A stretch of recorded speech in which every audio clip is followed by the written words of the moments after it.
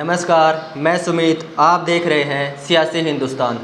14 फरवरी 2019 की दोपहर 3:15 बजे पुलवामा में दिल दहला देने वाली आतंकी हमले को लेकर भाजपा नेता और जम्मू कश्मीर के पूर्व राज्यपाल सत्यपाल मलिक द्वारा किए गए सनसनीखेज खुलासे पर देश के नागरिकों को किस प्रकार की प्रतिक्रिया को व्यक्त करना चाहिए?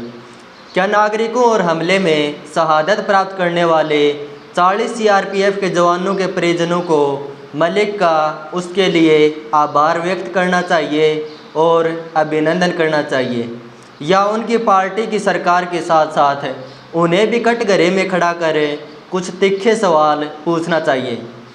क्या आतंकी हमले की घटना के तुरंत बाद उनके द्वारा प्रधानमंत्री से यह कहने पर कि ये हमारी गलती से हुआ, अगर हम एयरक्राफ्ट दे देते तो यह नहीं होता, मोदी द्वारा दो टूक का जवाब देने पर तुम अभी चुप रहो, यह सब मत बोलो, यह कोई और चीज़ है, हमें बोलने दो कि सिर्फ 2 महीने बाद ही चुनावों के जरिए देश का राजनीतिक भविष्य तय कर सकने की ताकत रखने वाले सत्य को उन्होंने 4 साल तक किसके दबाव में दबाए रखा?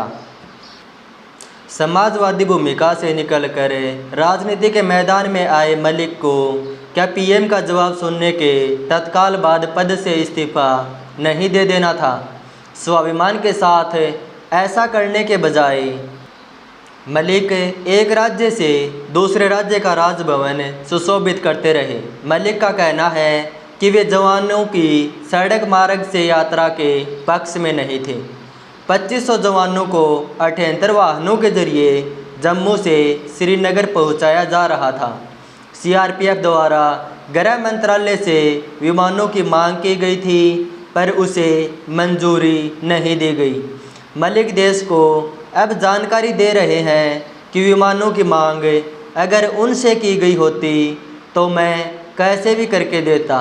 मलिक न सिर्फ पुलवामा हादसे पर प्रधानमंत्री के कहे मुताबिक चुप्पी साधे रहे, जम्मू कश्मीर को विशेष राज्य का दर्जा प्रदान करने वाले आर्टिकल 370 को भी उन्होंने चुपचाप ख़त्म हो जाने दिया।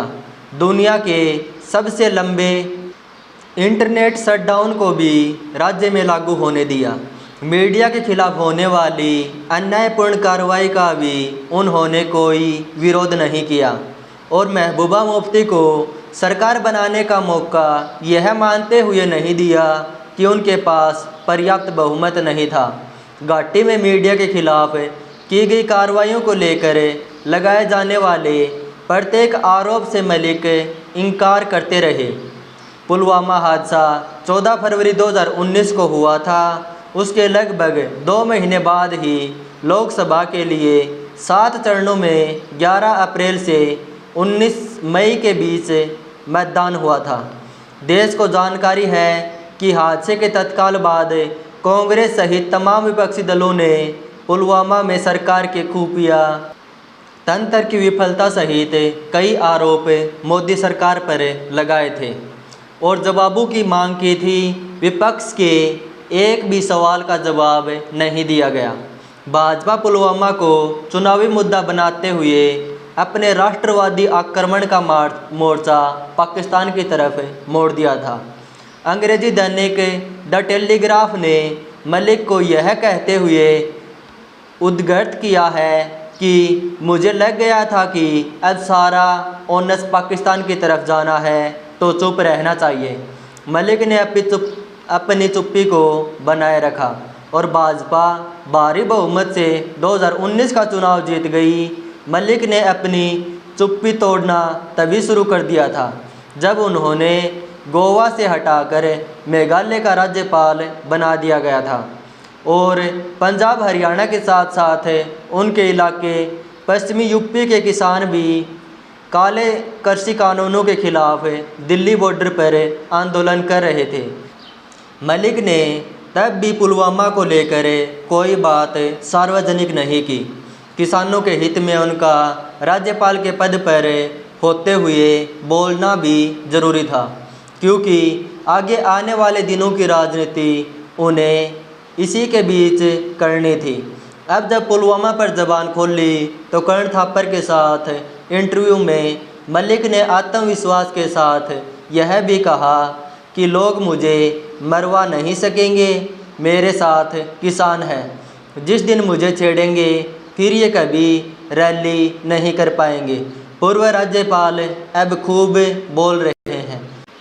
प्रधानमंत्री के भ्रष्टाचार के प्रति रुख को लेकर सत्यपाल मलिक ने कहा कि पीएम को भ्रष्टाचार से बहुत नफरत नहीं है।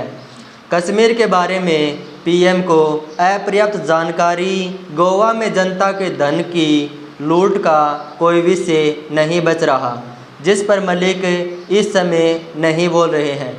मलिक कहते हैं कि वे न तो पार्टी में जाएंगे और न चुनाव लड़ेंगे, पर कांग्रेस ने उन्हें अपना अघोषित चुनाव प्रतीक बना लिया है। अडानी से रिश्तों के साथ साथ पुलवामा को लेकर भी पार्टी ने पीएम से सवाल पूछना शुरू कर दिया है कि सीआरपीएफ के जवानों के लिए विमान क्यों नहीं दिए गए थे। तो क्या 2019 की तरह ही पुलवामा 2024 में भी प्रमुख चुनावी मुद्दा बनने वाला है? इस पर विपक्ष की ओर से सिर्फ अनुमान ही लगाए जा सकते हैं कि जिस साहस का प्रदर्शन मलिक साक्षात्कारों के समय कर रहे हैं वे 14 फरवरी 2019 से 11 अप्रैल 2019 के बीच कर देते तो लोकसभा चुनावों के बाद देश का राजनीतिक भविष्य क्या होता? क्या तब भाजपा को इतना बड़ा बहुमत मिल पाता? मोदी हार नहीं जाते? लोकतांत्रिक तौर पर देश आज किस स्थिति में होता? सत्यपाल मलिक से पूछा नहीं जाना चाहिए कि वे इतने लंबे समय तक चुप रहने और अब मुंह खोलने से देश हित में असली कारण क्या है? देश की ज़िंदगी से उसके कीमती 4 साल क्यों छीने गए? क्या मलिक जवाब दे पाएंगे? ऐसी ही और वीडियो देखने के लिए आप हमारे सियासी हिंदुस्तान चैनल को लाइक, शेयर और सब्सक्राइब करें। जय हिंद,